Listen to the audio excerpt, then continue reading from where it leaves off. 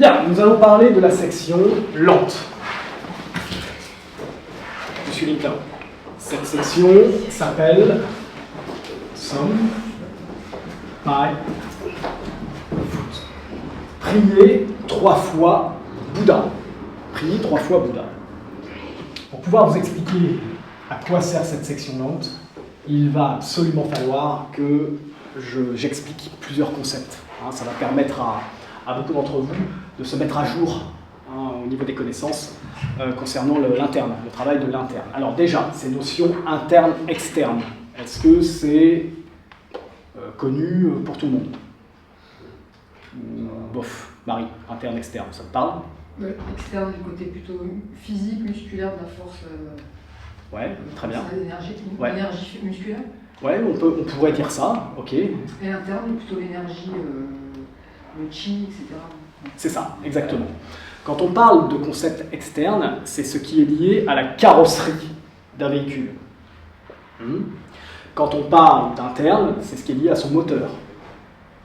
D'accord? Il faut travailler les deux. Les deux sont liés de toute manière. Et il y a un travail à faire sur les deux. Il faut que vous ayez une carrosserie ici forte si vous entendez travailler le moteur. Et rien ne sert d'avoir une carrosserie forte si votre moteur est défaillant. Vous voyez ce que je veux dire? Donc, l'un va avec l'autre. D'accord. Lorsque je parle d'interne, puisque cette section lente est destinée particulièrement à travailler un système interne qui doit soutenir l'ensemble de la pratique, je parle de quoi? Je parle effectivement d'employer le chi, ce qu'on appelle chi, qui désigne l'énergie vitale que tous les êtres humains ont, j'ai envie de dire, dont tous les êtres humains sont traversés. J'ai envie de dire ça. Et pour comprendre déjà ce qu'est ce chi, il faut comprendre la pensée ici qui finalement révèle cela, même si on avait une pensée qui révélait l'énergie vitale dans toutes les civilisations du monde entier, chez les anciens. En tout cas, la pensée chinoise voyait les choses d'une certaine manière. Les Chinois imaginent une source de distribution de la vie, un point dans l'espace, qui distribue la vie. Et ce point distribue donc l'énergie de vie à l'ensemble de la création. Et dans la création, il y a plusieurs éléments vivants qui vont des plus subtils aux plus épais. Et finalement, cette énergie de vie est envoyée par une grande respiration. Elle est expirée jusque où? Jusque dans la matière. Ouais. Et ensuite, par respiration, et donc par inspiration, elle ramène tout ça à la source. Elle expire, elle distribue, et elle ramène à la source. Bien. Nous, on va dire que ce que nous mesurons de plus matériel, de plus bas, ici dans la matière, ici, ce sur quoi nous sommes posés, c'est la Terre. Ouais, on va dire que la Terre, pour nous, ça va être la limite, ici, de l'expression de la création. Même s'il y a des choses qui se passent en dessous. Ouais, mais nous, on a les pieds sur Terre, là. Ouais. Et donc, nous sommes situés, ici, finalement, entre une sphère intermédiaire et la Terre, et cette sphère intermédiaire, c'est le ciel. C'est dans le ciel et au-dessus que vont se passer, ici, tout un tas de phénomènes qu'on appellera monde, ici, des causes. Ouais. Puis, petit à petit, ici, on pénètre des couches énergétiques plus denses, et nous, on est situé ici. On a la tête dans le ciel et les pieds sur la terre. Nous sommes donc traversés, ici, par ces énergies de vie. Elles passent à travers nous. Pour aller de là à là, il y a une densification de l'énergie. C'est-à-dire que si on part du principe que tout est vibratoire, de ce point-là à ça, la vibration se densifie. Et donc finalement, on a 4 éléments qui vont soutenir des densifications bien précises de l'énergie. On a le feu, et là on est encore vraiment dans le subtil. Puis, ça se densifie un peu, on rentre dans l'air. Puis, ça se densifie encore, on est dans l'eau. Puis, ça se densifie encore, on arrive sur la Terre. C'est comme ça qu'est distribue l'énergie de vie. Ouais. Par exemple, chez un homme, le feu, ici, constitue l'intention pour laquelle il s'incarne. Ouais. Donc on peut parler de l'intention de son âme, pourquoi son âme vient s'incarner sur la Terre, encore une fois je parle de pensée chinoise, pourquoi son âme vient s'incarner sur la Terre, mais il y a aussi peut-être pourquoi ses parents vont le concevoir. À un moment donné, cette intention-là, elle est dans son feu à lui. Et elle va constituer quoi? Ses pensées, ses croyances. Okay, si ses parents lui témoignent ici de ce pourquoi ils l'ont conçu, ici ça va rentrer dedans. Mais même s'il ne lui témoigne pas, hein, il va être empreint de la volonté ici de ses parents. Ouais. C'est pour ça que des fois, vous avez des gens qui traînent des casseroles parce qu'ils n'ont pas été souhaités. Et ça leur pose des problèmes. Ouais. Non pas que les parents lui ont avoué à cette personne-là, mais c'est inscrit en elles. Elles le sentent, elles vivent toujours avec cette impression de ne pas être souhaitées à un endroit. Et quand on dénoue un petit peu, quand on met en clarté les choses, ici généralement ça peut régler beaucoup de problèmes. Avec des actes symboliques derrière, on arrive à désamorcer, à tirer une racine ici qui est dans l'énergie. Ouais. Très bien. Donc le feu va aussi réceptionner votre culture, la culture à laquelle vous appartenez. Une culture vit avec des croyances, avec des manières de vivre. Tout ça, ça va être dans votre feu. Ça va influencer votre état d'esprit, votre manière de penser, votre manière de voir le monde, on va dire. C'est super important le feu, parce que ça détermine vraiment votre filtre et votre relation à la vie. Quand on a un feu qui n'est pas beaucoup nourri, avec un filtre dégueulasse, généralement la vie est dure. La vie est dure. Ouais. Parce que, je ne sais pas moi, si les expériences de votre vie ou l'éducation que vous avez reçue vous présentent, par exemple, le monde comme étant un monde de danger, un monde d'inégalité, un monde d'injustice, forcément, votre énergie, quand vous abordez le monde, est déjà empreinte ici de toutes ces croyances. Donc vous vivez généralement dans la méfiance, dans la peur, voyez, dans des rapports conflictuels. C'est lourd, c'est dur. Ouais, donc votre énergie déjà est impactée par cette dimension-là. Très bien. Forcément, de tout cet ensemble de pensées que vous allez nourrir à cause de tout ce qu'on a évoqué, vont se manifester des sentiments. Vous allez avoir des sentiments en conséquence. Ouais. Et ça, c'est le monde de l'air. D'accord ?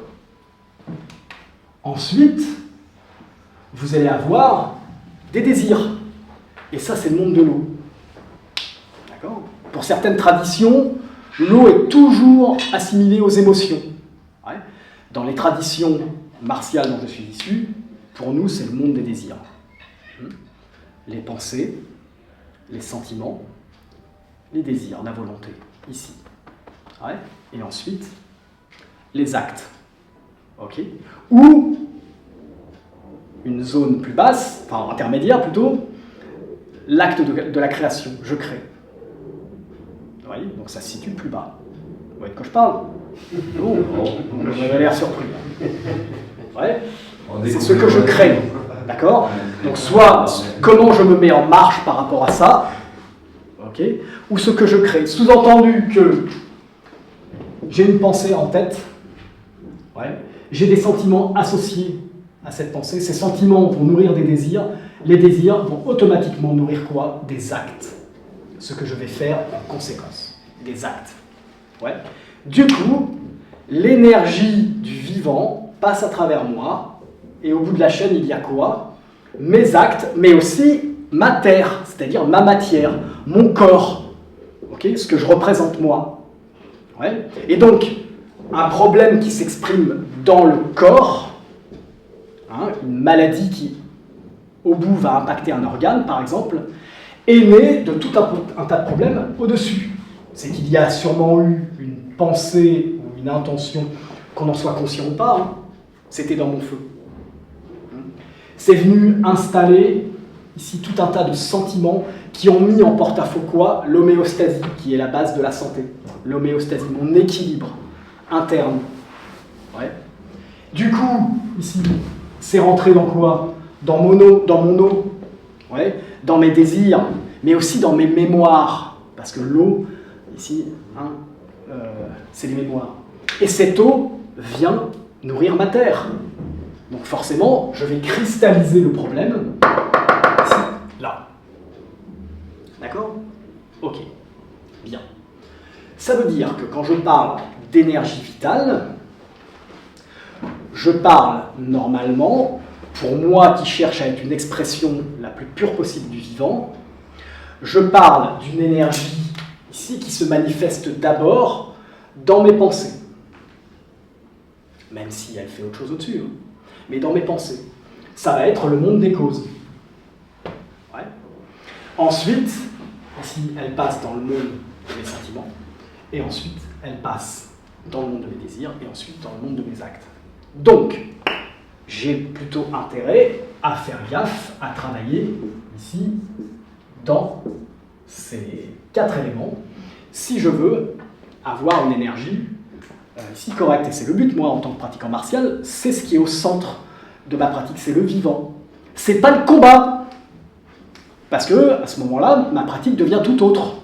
Je tourne autour d'un centre qui n'est pas du tout le même que si mon centre est le vivant. Moi, ce que je veux, c'est avoir le véhicule parfait pour pouvoir, justement, à travers mes actes, à travers mes gestes, ici, pouvoir faire circuler le vivant.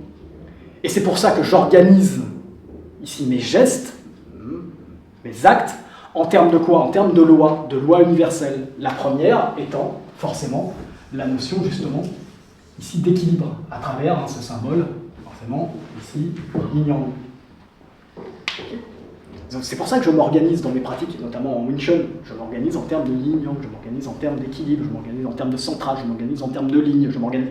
D'accord? C'est parce que tout ce que j'exprime, je veux l'exprimer à travers cette loi, ici, du juste milieu. Pour être en accord avec les grandes lois qui régissent l'univers. Et je veux faire un travail, ici, d'équilibre dans toutes ces sphères-là. Ok. Donc forcément, maintenant, on va parler des pratiques qui visent à travailler l'énergie, qu'on appelle les pratiques de Qi, donc l'énergie vitale, et Kung, le travail, qui est le même Kung que dans Kung Fu, que nous on écrit Kung Fu. Cette notion de Kung, ici, c'est une notion d'investissement, d'effort, mais qui implique une longue période de temps.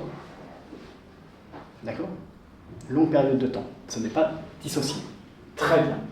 Donc, dans mes pratiques de Qigong, qui sont à la base de mes pratiques martiales, je dois d'abord prendre en compte le feu. Donc, qu'est-ce qui va se passer là? Comment je peux aller faire un nettoyage dans mon feu? Je vais déjà essayer de comprendre comment je fonctionne. Comment fonctionne mon feu? C'est-à-dire, qu'est-ce qui me fait, moi, aborder la vie dans un état d'esprit bien précis? Et qu'est-ce que je vais devoir aller voir dans un premier temps? C'est comment fonctionnent mes pensées. Je vais devoir aller les observer. Donc, finalement, qu'est-ce que je fais? Je m'installe dans la vigilance. Ouais. Et les premiers types d'entraînement que je vais avoir sont des entraînements liés à l'observation de ma pensée. C'est souvent très compliqué parce qu'on s'aperçoit que la pensée est un singe qui saute ici d'arbre en arbre, constamment. Hein, et on dit, bah, alors pour stopper le singe, qu'est-ce qu'il faut? Il faut agiter une banane. D'accord, il faut lui montrer une banane. S'il y a une banane, il va se concentrer dessus, il va arrêter d'aller arbre à un arbre, hein, les pensées vont arrêter de passer partout. Il faut qu'il y ait un truc bien précis, un focus pour que la pensée se stabilise. Ouais. Ça peut être par exemple l'observation de la respiration. Bien souvent c'est ça en méditation. On observe la respiration, ok, c'est ce qui nous permet de ramener finalement la conscience à l'instant présent. Hein, et puis dès qu'une pensée surgit, hop, on l'observe, et puis d'un coup, hop, elle est passée à un autre, alors hop, hop, hop, hop, hop, ça y est, j'ai pas vu comment ça s'est passé, hop, je reviens à ma respiration. Ouais. Puis petit à petit, je vais avoir de plus en plus de vigilance et je vais repérer l'enchaînement des pensées. Quand je suis capable de faire ça, je vais être capable, dans ma vie de tous les jours, d'être très vigilant, finalement, quand je vais commencer à penser. Et par rapport aux situations que je vais rencontrer dans la vie de tous les jours, je vais me rendre compte de mon fonctionnement, de la manière dont je réagis. Donc je vais avoir plus ou moins l'idée d'un schéma. Ce schéma, il va toujours finalement mettre en évidence des problèmes, c'est-à-dire des positionnements que je prends par rapport à des situations qui me font les apprécier ou au contraire ne pas les apprécier, qui me font rentrer en conflit ou pas, qui me font lier des relations ou au contraire faire le vide autour de moi. Et je vais devoir maintenant aller un peu plus profond et trouver la source de ce mode de fonctionnement que j'ai, surtout s'il ne me réussit pas et s'il m'amène à vivre une espèce de constante irritation ou un constant mécontentement, d'accord, une insatisfaction générale. Et donc, forcément, si je vis dans l'insatisfaction, si je vis dans la lutte, si je vis dans le conflit, ici, je me vide en énergie. D'accord ? Alors que si je vis dans la paix, dans la tranquillité, même s'il n'existe jamais de paix absolue, c'est toujours très mouvant tout ça. Et en tout cas, si j'ai constamment, majoritairement de l'insatisfaction et que la vie est source de souffrance, il va falloir que j'arrête d'attribuer la cause à l'extérieur, il va falloir que je regarde moi un petit peu justement quelle est la source ici de ce mécontentement. Okay, et ça peut demander des années et des années d'enquête. Parce que, encore une fois, il y a des choses qui nous appartiennent, mais des fois, il y a des choses dont on n'est pas conscient. Il y a des racines, parfois, qui ont été plantées avant même notre conception, ou pendant notre conception, ou pendant la maternité. Ouais. Et donc c'est important d'aller chercher tout ça, d'aller déraciner les choses, d'aller connaître ses ancêtres aussi, parce qu'ils nous refilent des bagages. D'accord ? Ouais. C'est comme ça que je vais m'occuper de mon feu. Une fois que j'ai compris comment je fonctionne, peut-être que j'ai tout intérêt à changer certaines choses si ça ne me réussit pas. Et donc à ce moment-là, aller me nourrir de courants de pensée ici qui ne sont pas ceux qui m'ont constitué à la base. Donc ça peut être aller étudier le courant de pensée d'une culture. Okay. En l'occurrence, pourquoi pas le taoïsme par exemple, ou le bouddhisme, peu importe. D'accord ? Ou parfois le christianisme. Là on parle alors je ne parle pas de religion, je parle de courant de pensée. Les religions ont fait des dogmes là-dessus, avec des volontés parfois peu lumineuses. Je parle des courants de pensée de base. Par exemple, si tu étudies le christianisme, essaye d'aller étudier la parole de Jésus, expliquée par des gens qui n'ont pas voulu manipuler d'autres personnes, ici en interprétant cette parole. Tu vois, pourquoi lui a-t-il été considéré comme un être éveillé ? D'accord ? Il y a des gens qui font ça admirablement et qui justement aujourd'hui mettent en porte-à-faux les dogmes et surtout ce que l'Église a pu construire sur la parole de Jésus, par exemple. D'accord ? Tu vois, ça peut être très nourrissant, ça peut être autre chose, mais en tout cas quelque chose d'inspirant. Après, tu peux aller aussi t'intéresser à certains philosophes. Tu vois, tu n'es pas obligé d'aller te diriger vers un courant spirituel qui aujourd'hui porte une étiquette de religion. Tu peux aller chercher la philosophie de quelqu'un, peu importe, quelque chose qui, d'un coup, nourrit ton feu. Tu vois, qui t'amène à regarder le monde différemment, ça t'inspire, ça te renvoie vers le ciel. D'accord ? Ok ? Ça, c'est nourrir son feu. Ouais. Et forcément, plus tes croyances vont te donner une idée de toi qui est celle de quelqu'un de fort, plus tu auras d'énergie. plus tes croyances nourrissent une idée de toi, de quelqu'un qui est faible, je sais pas moi, malade, indigne, tu vois, laid, plus ton énergie diminue. Ok? Donc c'est pour ça qu'il est le plus important, ce sont les pensées pour l'énergie. Les pensées, c'est le feu. C'est ça le plus important. Ta manière de voir le monde, ta manière de concevoir ce que tu es toi, le sens de ton existence au milieu de tout ce vaste bordel, t'amènera à avoir plus d'énergie ou pas. D'accord? Bien. Ok.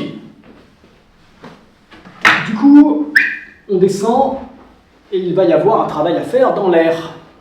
Vous voyez, hein, je vous ai pas dit, hein, pour avoir de l'énergie, faites les 8 pièces de brocard. Hein. Ok, vous faites des arts martiaux, même, j'ai même pas encore parlé de ça, c'est le dernier maillon de la chaîne. Hein. Tu veux avoir de l'énergie, va regarder tes pensées. Tu veux avoir de l'énergie, ici, nourris la force dans tes pensées. 1. Les pratiques de Qigong, les premières, les plus efficaces, elles sont là. Il faut arrêter de se foutre de la gueule des gens en allant leur dire tu veux avoir de l'énergie, allez, viens faire les 8 pièces de brocard. Non mais arrêtez les mecs. Okay, d'abord, l'énergie, c'est la pensée. Oui, ça c'est une conséquence à la fin, au bout de la chaîne. Mais ça n'aura d'importance que si déjà, ici, tu as des croyances ici qui te nourrissent. Si tu n'en as pas, va faire les 8 pièces de brocart ou va faire du bowling, ce sera la même chose. Donc je rentre ici dans l'air. Dans l'air, on a tous les sentiments, tout ce qu'on ressent. Et forcément, ce que tu ressens, parfois, peut être source de fatigue. Les gens qui ont beaucoup de ressentis sont très agités. Donc, il y a des pratiques qui vont devoir mettre la paix dans ces sentiments. Et déjà, va regarder ce qui t'agite.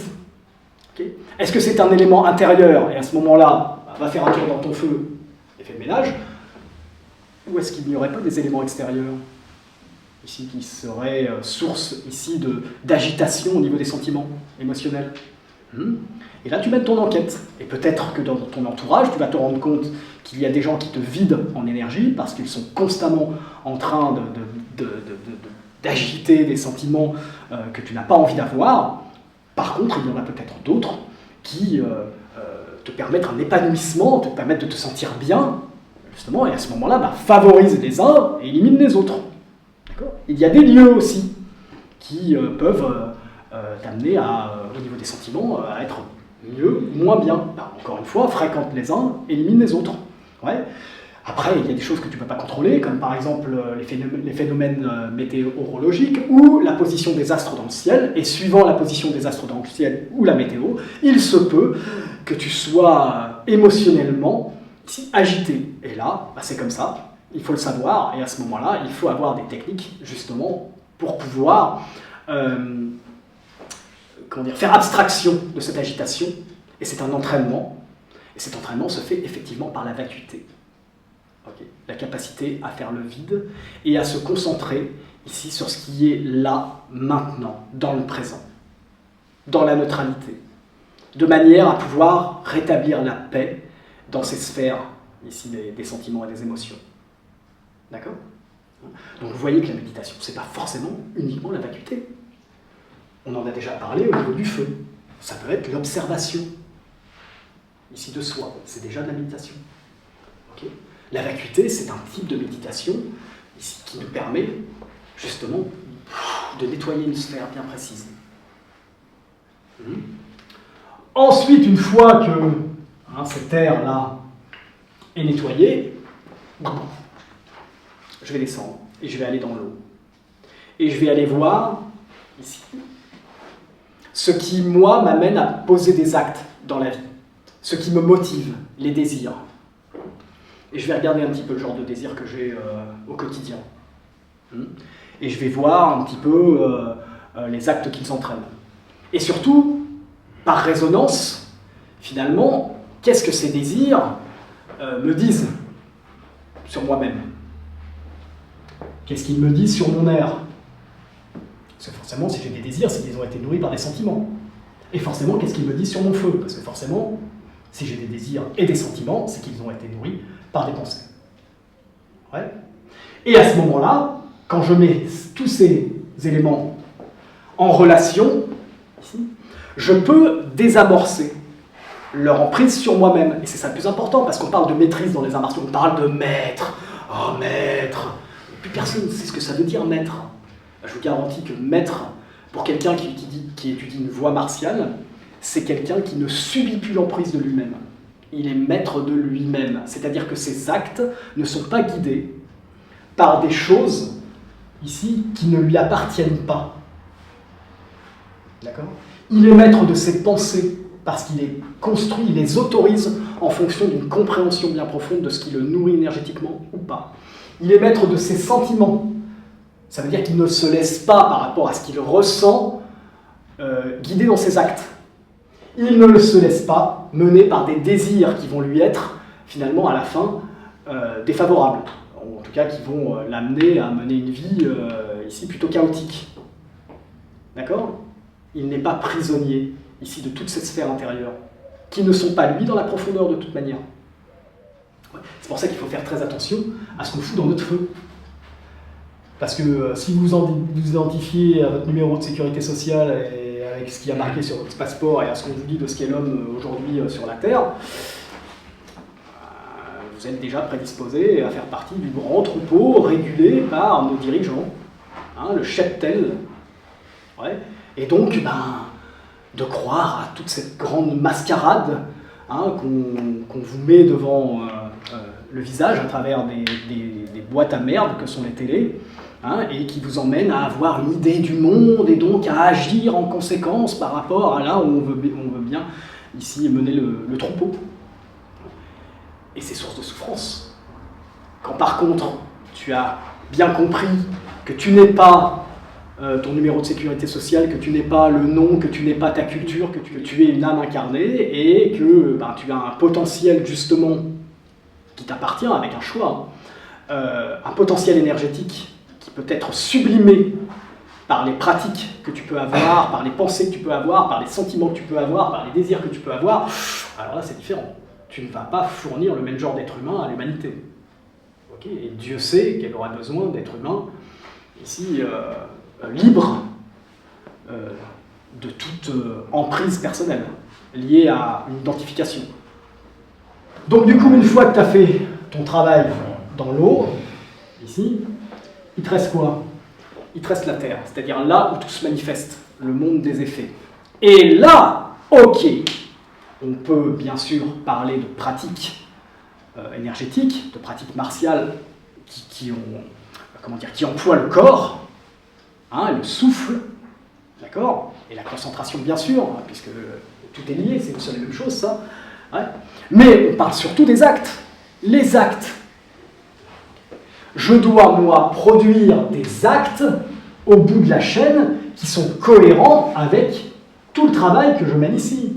Si moi, dans ma vie, j'ai des aspirations énergétiques, mais que mes actes de la vie de tous les jours sont complètement contraires à ce que je pense, laisse tomber. Hein. Ton énergie, ici, elle sera à plat. Hein. Imaginons que, je sais pas moi, tu aspires au fond de toi à te mettre au service, je sais pas moi, du vivant, tu vois, à aider les êtres humains à être en bonne santé. Ok ? Et puis, pour bosser, t'es obligé d'avoir, pour vivre, t'es obligé d'avoir de l'argent, et le boulot que tu trouves, c'est chez Nestlé. Ok ? Chez Monsanto, par exemple. D'accord, peu importe, hein. Tu vois ce que je veux dire ? Ah ouais, t'as un gros chèque à la fin, super, ok, mais par contre, ce que tu vas nourrir par le fait de servir cette entreprise-là, va peut-être te poser des problèmes au niveau de ton éthique et au niveau de ta conception des valeurs humaines. Et à ce moment-là, va se créer une grosse dissonance. Et quand tu vas aller bosser le matin, peut-être que tu iras avec une telle boule au ventre qu'au bout d'un moment, tu vas te créer des gros problèmes de santé parce que tu n'agis pas en accord avec qui tu es dans la profondeur. Tu vois ce que je veux dire ? Donc si tu veux vraiment avoir de l'énergie, c'est vrai qu'il faut que tu sois cohérent dans tes actes avec toutes les sphères qu'il y a au-dessus. Ça, c'est la première chose. Ouais. Tu peux aller faire du qigong, tu peux aller faire des arts martiaux, tu peux aller faire ce que tu veux, tu peux mettre des tapis de yoga et avoir l'air bel et zen, tant que tu veux. Okay, si jamais tu n'es pas cohérent dans tes actes de la vie de tous les jours avec ton état d'esprit de pensée, je te garantis que tu peux faire toute cette mascarade ici qui nourrit l'industrie du bien-être aujourd'hui, tu n'auras pas d'énergie. c'est du fake. Par contre, si dans ta vie, tu es aligné dans ce que tu fais, quel que soit le domaine, hein, pas besoin d'avoir une sarouel et des aumes accrochés autour du cou, pas besoin, mais si tu es aligné avec ce que tu penses, si tes actes sont profondément alignés sur ce que tu estimes être la vérité, ici, boum, ton système énergétique déjà est bon. Tu vois, ça circule bien à travers toi. C'est-à-dire que tu fais exactement ce pourquoi ici tu es là. Et donc, entre le ciel et la terre, l'énergie de vie, l'énergie du vivant circule harmonieusement à travers toi parce qu'il existe ce qu'on appelle le Tao. C'est un grand plan divin, c'est-à-dire que la vie n'est pas distribuée n'importe comment au monde, elle a un objectif et il passe à travers toi, à travers tes actes. Et quand tu es venu t'incarner, encore une fois, c'est pas moi qui le prétends, c'est la pensée qui est à l'origine de nos pratiques martiales, quand tu viens t'incarner justement pour faire passer à travers toi, ici, cette énergie du vivant. Certains te diront, cette énergie du vivant, c'est une énergie d'amour. Donc du coup, tu vas être rectifié, ici, à travers une existence, pour faire passer cette énergie de vie à travers toi en termes d'amour. Et si tu y fais obstacle par ta rigidité et tes croyances et tes peurs, ça risque d'être source de chaos dans ta vie, d'agitation, jusqu'à ce que tu trouves la paix, c'est-à-dire que tu lâches certains concepts qui appartiennent à ton identification, qui t'amènent à avoir peur. C'est pas facile, hein, moi je te dis ça, mais on est tous pareils. On est tous là. Hein. Suis-moi d'être un être éveillé en parlant de ça. D'accord ? Et si je l'ai étudié, c'est peut-être justement parce que je voulais me mettre au boulot. Voilà, mais on parle d'énergie de vie, et vous êtes des créateurs, et votre boulot, c'est de faire en sorte de faire passer le plus harmonieusement possible cette énergie, ici dans la matière. Une pratique donc martiale, une pratique de type Qigong qui a recours au mouvement, d'accord, on est en bas, est une pratique qui t'amène à avoir la pleine maîtrise de tes actes en accord avec ces lois de la distribution de la vie entre le ciel et la terre, qui appartiennent ici à une expression sinusoïdale, d'accord, ou spiralée. Ouais. Et donc toi tu sais qu'il y a une grande loi d'équilibre, elle est là, hein, la sinusoïde, et en 3D la spirale, d'accord, et tu sais que le vivant est toujours, c'est un serpent, hein, il est toujours changeant, et toi ce que tu veux c'est équilibrer constamment le vivant dans ta pratique, et ça justifie l'expression des gestes martiaux. C'est pour ça qu'on pratique les arts martiaux asiatiques d'une certaine manière, et les arts martiaux occidentaux d'une autre manière. Le centre de la pratique des arts martiaux occidentaux, c'est la destruction, okay, c'est la conquête, je me bats pour conquérir quelque chose. Okay. Le centre des pratiques martiales asiatiques, c'est faire circuler le vivant. C'est pour ça que on ne se comprend plus aujourd'hui quand on parle d'arts martiaux asiatiques et qu'on dit c'est inefficace en termes de ceci, c'est inefficace. Mais allez mourir les mecs, c'était pas le centre, c'était pas le but. L'efficacité devait être une conséquence, mais ce n'était pas le centre. Arrêtez de chercher à mettre des centres là où il n'y en a pas. Et du coup, personne ne comprend plus rien. Tu vois, et aujourd'hui, on mélange tout. Krav Maga, qui est un système de défense, MMA, c'est-à-dire issu de sports de combat, et arts martiaux traditionnels, on fout tout ça, on met ça dans un gros shaker, tout est la même chose pour les gens qui sont des demeurés et qui ne vont pas chercher plus loin de toute manière, okay, et on vous propose de la merde en ayant lavé le cerveau des gens et en enlevant la fonction principale, ici, d'une discipline qui était là pour justement permettre à des gens d'être en bonne santé. Ben non, on les envoie se battre. Voilà, tu veux être en bonne santé, on dit à certains, va te battre parce que les arts martiaux c'est bon pour la santé. Non mais les mecs...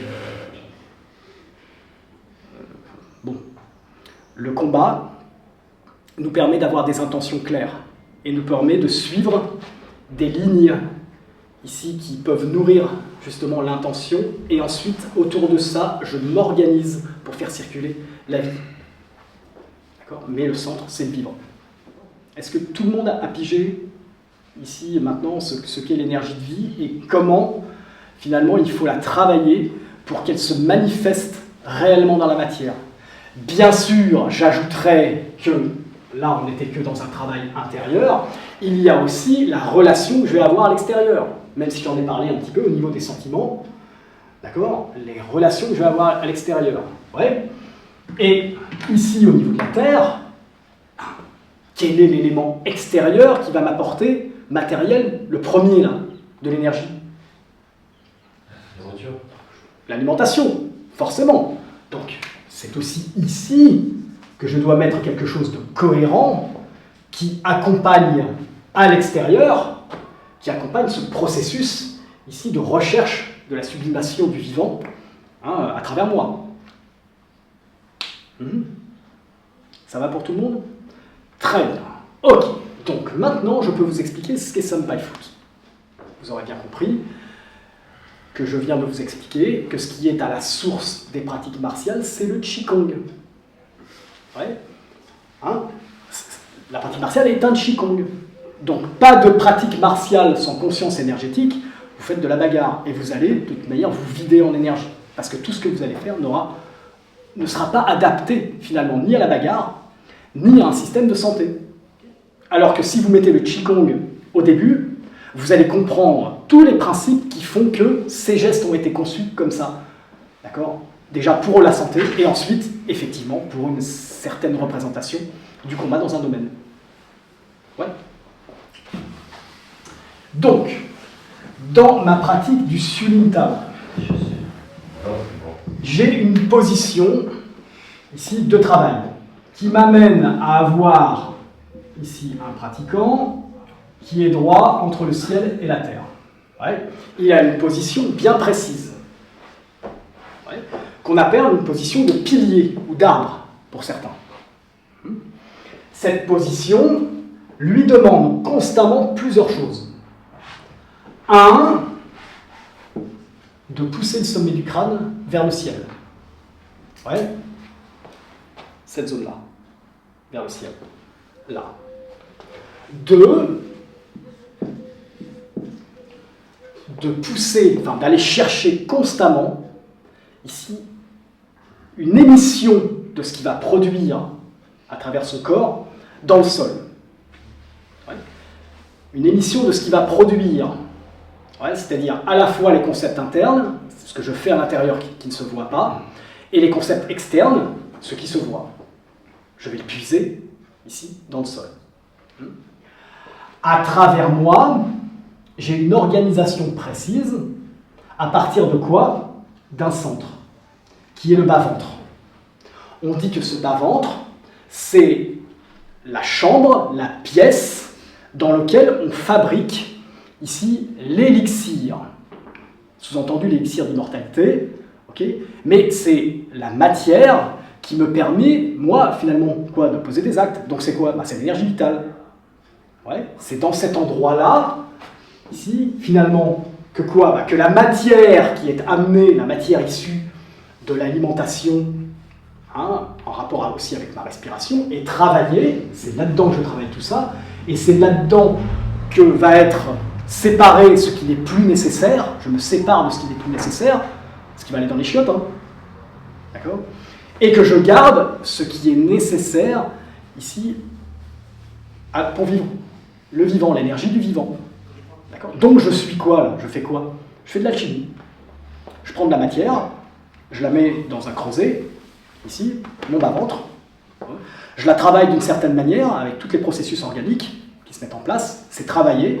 Et grâce à ce travail qui est fait à l'intérieur de moi-même, j'élimine de la matière qui ne me sert plus à rien, okay, et je garde de l'énergie. Je fais de l'alchimie. Je prends l'essence ici de ce que j'ai été chercher dans la matière, et donc cette essence, par essence, me donne la vie, le vivant, me permet d'être vivant. Ouais. Donc moi, ce que je fais dans mes pratiques martiales, c'est que je mets en place des catalyseurs pour que ces processus-là soient sublimés. Et qu'est-ce que je mets en place dans un premier temps, ici? C'est un système de respiration abdominale. Celui qu'on vous donne dans la forme Senpai-Foot, qui est la respiration abdominale normale, dite de type bouddhiste. On inspire, ici on épanouit le ventre, on expire, le périnée remonte, les fessiers se contractent, le ventre se contracte, pour pouvoir pousser l'énergie, ici travailler dans le ventre, vers le haut. Mais pas n'importe où vers le haut, on va voir après. Okay, vers le haut. Ouais. Donc ça, c'est le premier système ici qui me permet de faire un catalyseur pour cette transformation énergétique. Ensuite, j'ai une intention vers le bas, j'ai une intention vers le haut. Ciel-terre, c'est-à-dire que j'équilibre constamment mes deux polarités lorsque je me tiens debout. Et je me tiens bien droit dans le silence, c'est du Chan, je ne dois pas être dans mes pensées.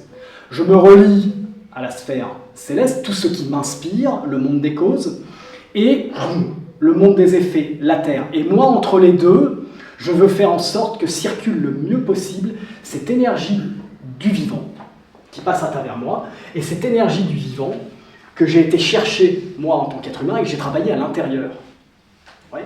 Je sais que l'énergie entre le ciel et la Terre circule comme ça, okay, en sinusoïde. Et moi, ma volonté, c'est d'unir le ciel et la Terre, moi, en tant qu'être humain. Il est là le sens de ma vie. Je veux permettre au ciel et à la Terre de s'unir à travers moi, par mes actes. Ouais, le ciel, ce qui m'inspire, ce pourquoi je suis là, mes actes, ce que je fais sur la Terre. Ouais. Mais je peux le faire aussi dans ma pratique martiale, ouais, qui a pour but de maintenir ma santé, de sublimer le vivant. Donc qu'est-ce que je fais? En tirant ici, ou en poussant ici, et en poussant là, j'obtiens un mouvement de colonne vertébrale et de bassin. D'accord? Et je peux échanger de l'énergie entre le ciel et la terre grâce à une zone de mon corps, le périnée. Le périnée tire l'énergie du sol. Ok?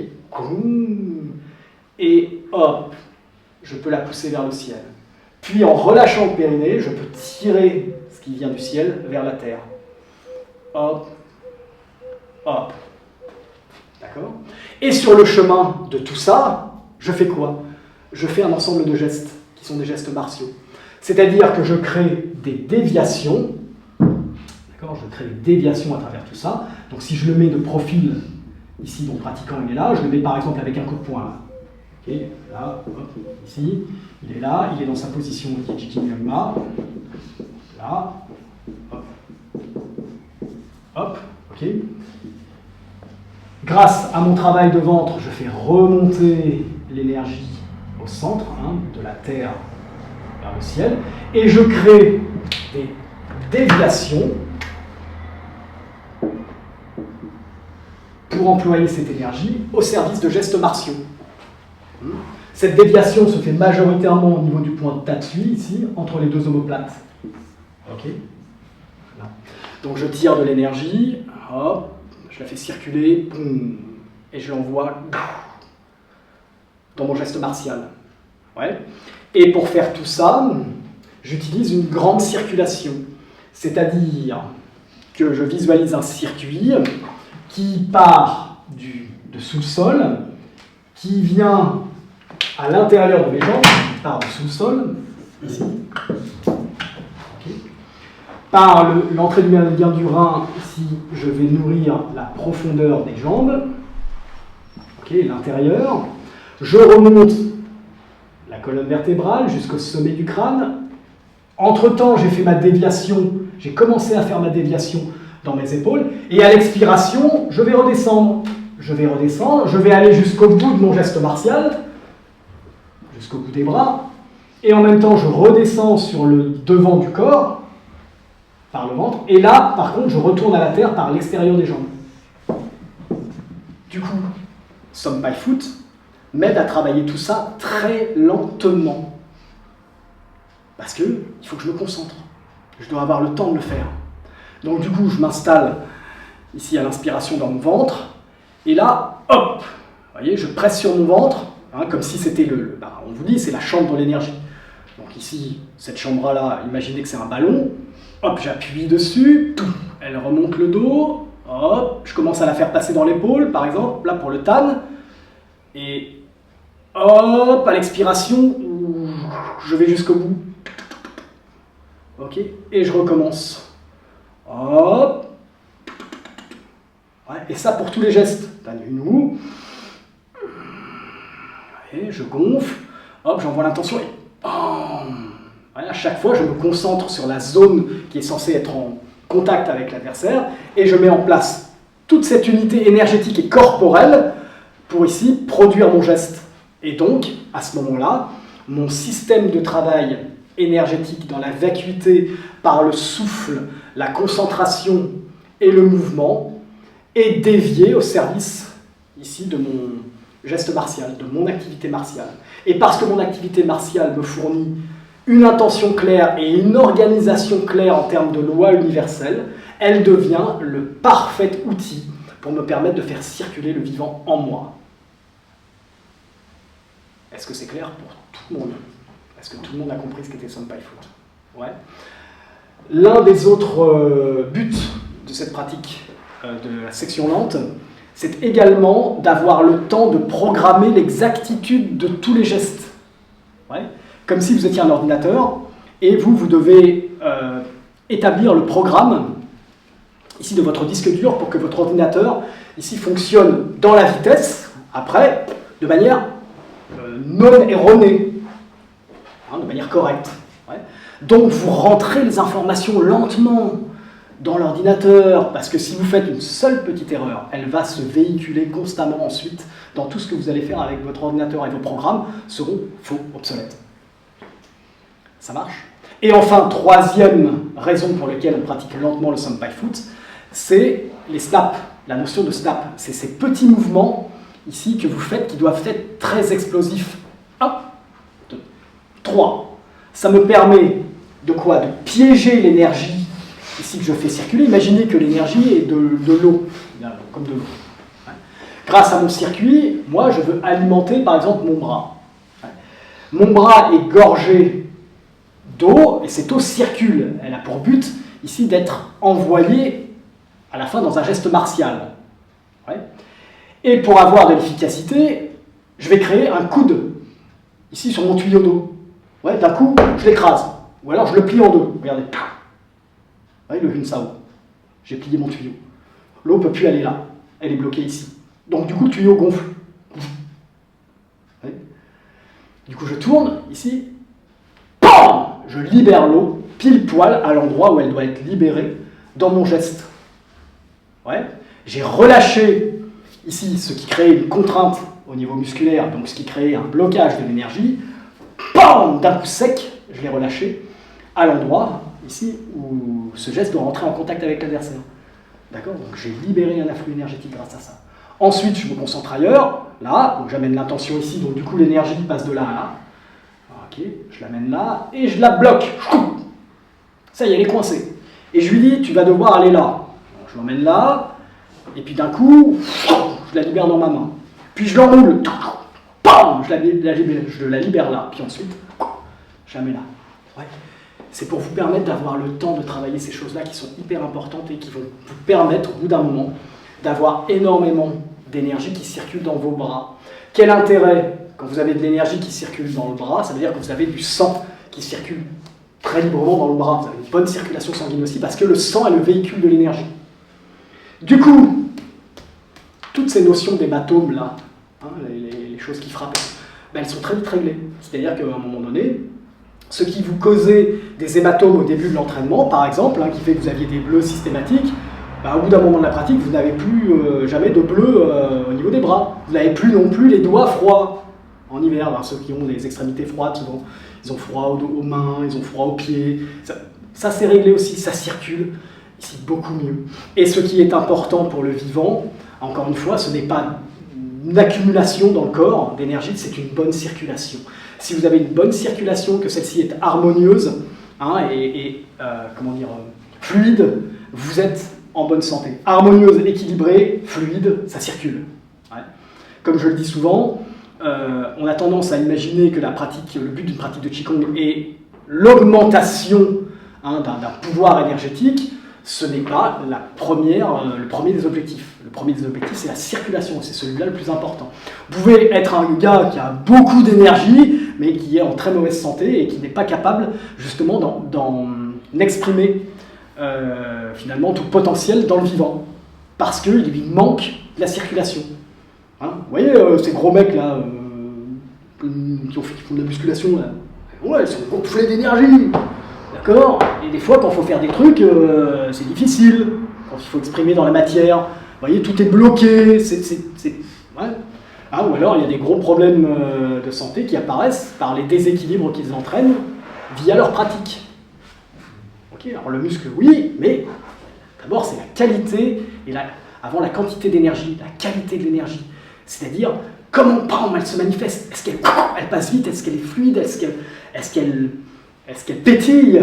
Est-ce qu'elle est explosive? D'accord? Non, si c'est passer lourdement à travers la matière pour faire un truc et tout, non, c'est bien d'être comme ça, mais si ça passe pas, non.